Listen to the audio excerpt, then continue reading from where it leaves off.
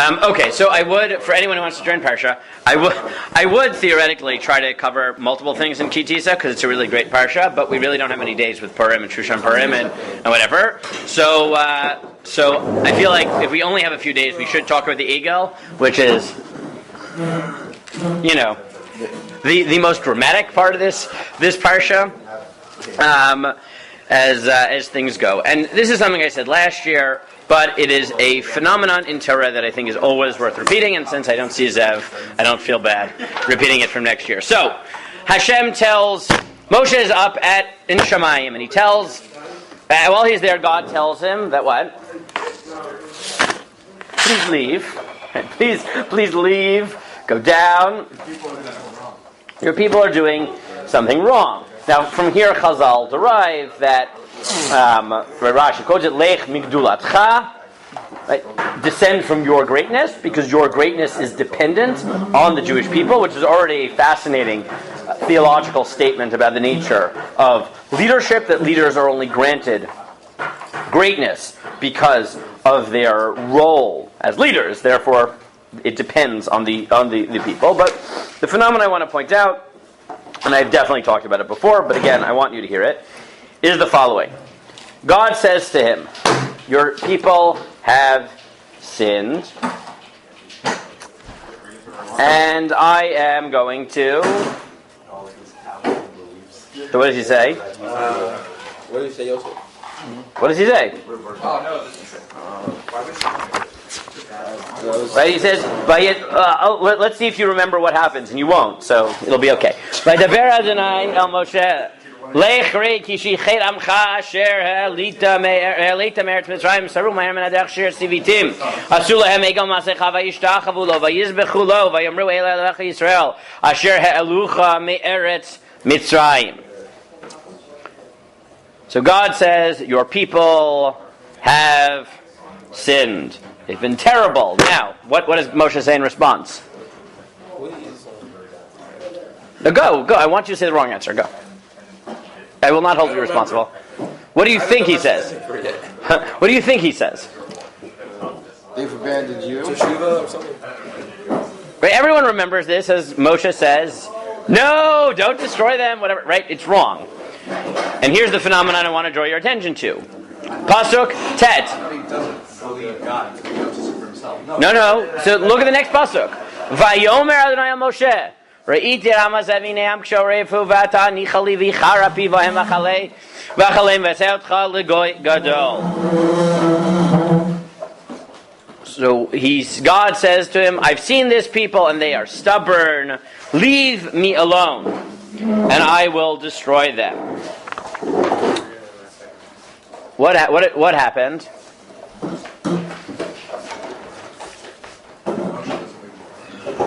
So here's what Chazal already highlight in the Gemara. For those of you who remember from Daf Yomi just a few weeks ago, now that we're in Shabbat, but it was in Brachot, God says this, and Moshe pipes up and says, wait a second, what did you just say?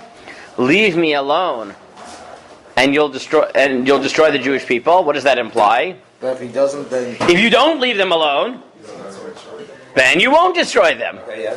Right, which is what Rashi says.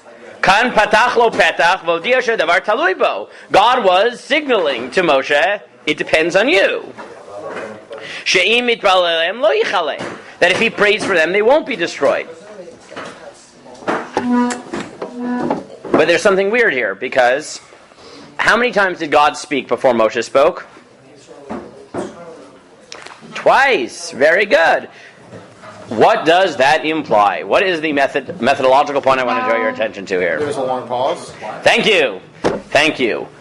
You never, if you're writing a book, you never say, and he said, and he said. Or you never say, Jack said, and Jack said, unless Jill responded in the middle. Because otherwise it just keeps going. Jack said, whatever he said. Except here God says, and then God says again. Which means that if you actually understand the story, what happened? God spoke and said, your people are terrible. And what was Moshe's response? No, his response was nothing. Because there was nothing to say. What are Chazal picking up on? Whenever there's a Vayomer, there is a response. The response is silence. Right? There was a pregnant pause. Moshe's like, there's nothing to say. You're right. They sinned. They worshipped idolatry right after Matan Torah. What exactly am I supposed to say? So, but Chazal pick up on the fact that God really didn't want Moshe to say silence. So what does he do? He speaks again, and he... Yes, exactly. He tells him, oh, Moshe, leave me alone. What do you mean, leave me alone? I just left you alone. I've been completely quiet. I didn't say anything. Right? Leave me alone, I'll destroy them. And Chazal pick up and say, oh, right there, Hashem was poteach pedach. He gave him an opening to jump in. How did Chazal know that he gave him an opening? Because there already had been a response. God had said something. Moshe had said nothing. The fact that God speaks again and said, leave me alone, implies very strongly he doesn't want to be left alone. He wants Moshe to intercede. And that point, to notice that whenever you have a vayomer, you have a double speech, it's not an extra word there. There's an implied pause. Right? There's an implied silence. It could be shock. It could be an inability to think of anything to say. It could be a lot of things. But there's so much captured in that moment, and the subsequent speech, you have to realize, is incorporating not just a response to the speech, but a response to that silence. And that's how you have to properly understand the sequence. That God says, your people sinned terribly. Moshe says, nothing to say.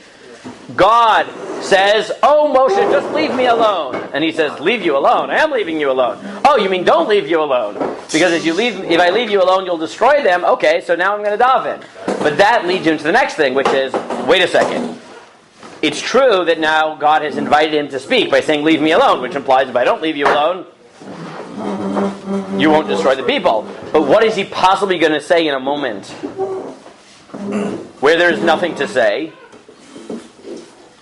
I'm destroying people. No, what does Moshe say when there's nothing to say? Let me finish this and then what does he say?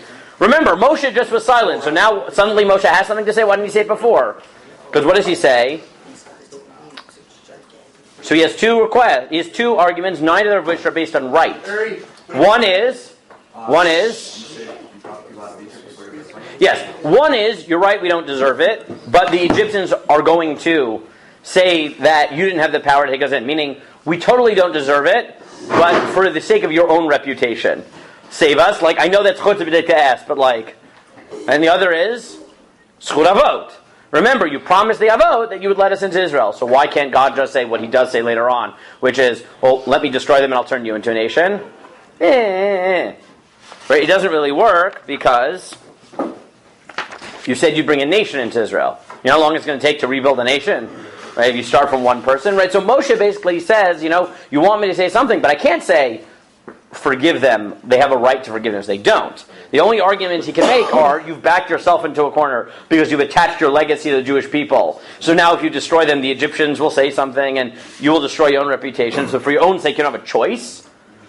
And, you promised the avot, so yeah, we don't deserve it, but you don't really have a choice. The only thing you can do is say, God, you backed yourself into a corner based on the way your own promises. That's the only thing he can say, because there's nothing he can say by right, which is what he would have said in the first round.